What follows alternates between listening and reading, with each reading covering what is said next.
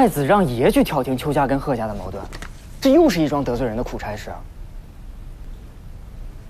我倒觉得这是难得的机会。机会？那明摆着邱家是清流领袖，贺家是陪着圣上出生入死过的老将。爷一旦出面调停此事，不管是退婚还是殉葬，都会得罪另一家。我说你这榆木脑袋什么时候能开窍啊？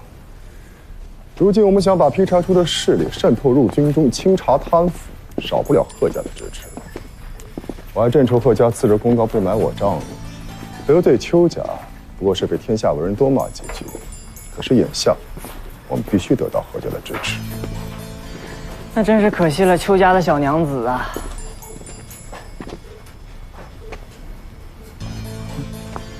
哼，你还真是怜香惜玉啊！贺某是个粗人，不会讲话，但我知道一个道理，那就是一命还一命。永忠兄，斯人已逝，何苦来哉？梁大人，梁大人，你倒是说句话呀！太子既然晚辈调解此事，今日说不得，必须得罪其中一位了。邱大人，你家女儿可惜，贺家公子难道就该白白客死不成？梁大人果然明鉴。梁大人，梁大人，邱某此事不敢多辩，但求饶小女一命吧。她今年才及桃李，说起来都是做父母的错。梁大人的话已经很明白，邱兄今日就把邱嫣送还贺府吧。何老伯，我的话还没有说完呢。邱家想退婚，自然有失体统，可是让邱家女儿殉葬，也的确不妥。梁大人的意思是，凡事各退一步，方是中庸之道。不让邱家女儿去缙云庵出家守节，替贺峰吃斋念佛，也算为贺峰积福了。这也太便宜邱嫣了啊！女子为夫巡节，本是天经地义的事，就是闹到圣上面前，那我也是有理啊。贺老伯，常言道，穷寇莫追，得饶人处且饶人。你要为同朝为官，都是圣上的左膀右臂，这样闹起来，圣上忧心，晚辈有负太子殿下的重托。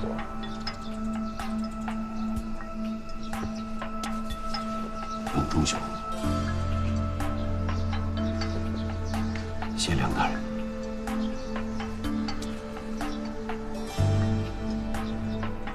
贺老伯，失礼了。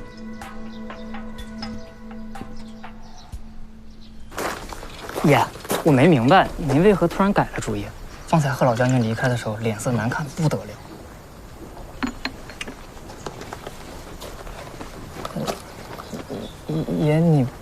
爷这什么也不说，我这榆木脑袋也开不了窍啊。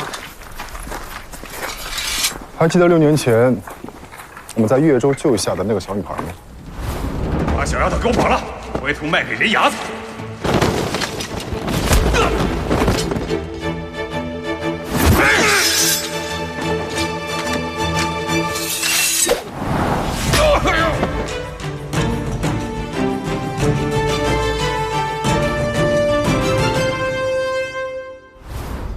算起来，那个邱家女孩应该和她差不多大。那个小姑娘跟今天这事儿有什么关系？我只是突然想起，她邱家女孩一样，也是条鲜活的人命。原来爷还有妇人之仁。你要不会说话就少说2句。只是眼下，算是彻底得罪贺家了，只能另找机会拉拢了。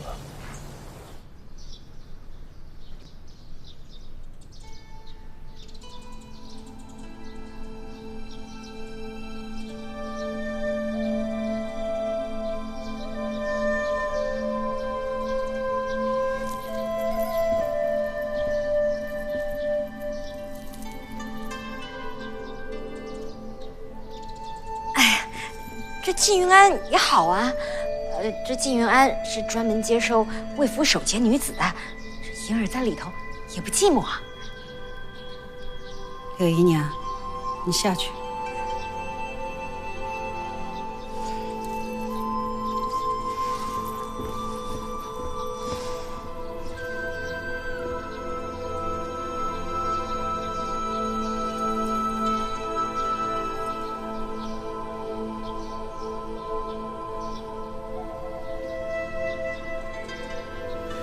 父亲，非去不可吗？嫣儿，这是我们求到最好的结果了，总算是保住了你的命。可在静云庵的日子跟死又有何区别？我若是喜欢贺峰，他死了，我情愿为他吃斋念佛，我念着他一辈子。可我都不认识他，我连话我都没跟他说过。父亲，我不甘心。二姐姐，旦夕祸福，此非人力可改。可我偏不信，我的命就这样的苦。嫣儿，这是现任魏远侯劈柴出见诏是亲自拟定的，岂能容得你甘不甘心？我和你的母亲，但凡能有一点办法，我们能不替你着想吗？我花了那么多心血，才求来这么个结果。你但凡还有点做子女的本分，你就不该再为难我和你的母亲了。父亲，我要入宫。入宫？对，我要入宫做宫女，考女官。我朝内廷设定6局24司衙门，您说过，那边专招能写会算、没有丈夫的女子入宫做女官。再过几日，就是贵妃娘娘的生辰。上个月，她便传谕受邀许多京官家眷，母亲便受邀其中。只要母亲愿意带我去，我便有办法让贵妃娘娘赏识于我。这实在也太异想天开了吧？嫣儿说的没错，嫣儿，你就是异想天开。这件事情我们大人也定人了，你不能在这儿再和我们讨价还价了。父亲，我当初听您的话，就算我与贺峰素不相识，就算我连他的高矮胖瘦都不知道，您定了他，我闷头便嫁。在轿子里的时候，我一心还想，我嫁到贺家，我一定好好当个媳妇儿，为你和母亲争光。可连洞房还没入，我就要出家守寡。父亲，我知道你在魏远侯跟前已经尽力了，我也不想让家中为难。此番入宫，我只是想给自己挣出一条生路。父亲，我求您了。嫣儿，来，快起来，起来说。来，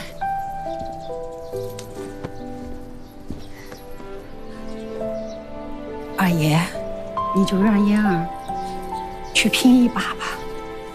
父亲。